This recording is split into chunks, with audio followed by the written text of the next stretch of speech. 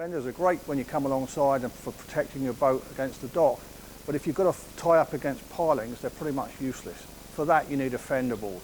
Hi, I'm Mark Corke from BoatUS Magazine, and today I'm going to walk you through the steps necessary to make your own board. It's simple, straightforward, and it won't take you long at all. I have an 8-foot board of pressure treated lumber. It's notionally 1 inch thick and 6 inches wide, and it's perfect for this. But before I do that, I've got to trim it to length.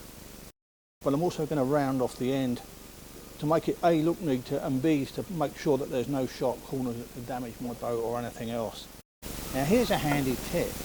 Because the board is supposed to be 6 inches wide but it's been planed, it's actually less.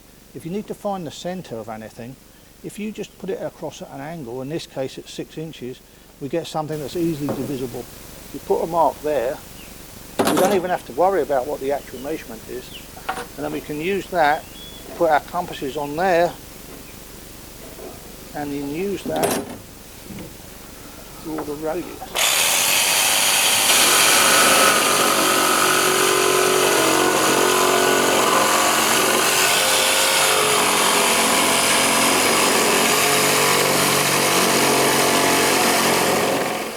Next thing is to drill the holes, and you need to be a decent sized hole because obviously we're going to be using 1/2 inch line for this.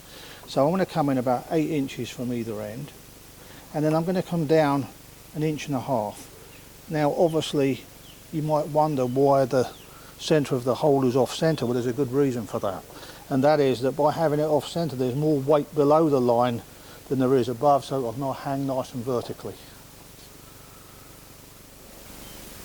These spade bits are great for cutting a hole quickly, but they do tend to tear out the surface of the wood. So what you need to do with this is to drill through until we just start to come through the back side, like that, flip it over and then drill from the other side, and that prevents breakout. So we're almost done. After we've drilled the holes, I'm going to use a piece of 1/2 inch line. I'm using about 10 feet, it depends on your boat, and there's 2 pieces, one each end. You poke it through the hole, and then we just make it off with a bowline. If you want to be really fancy you could splice this on there, but it's not necessary. So there we go.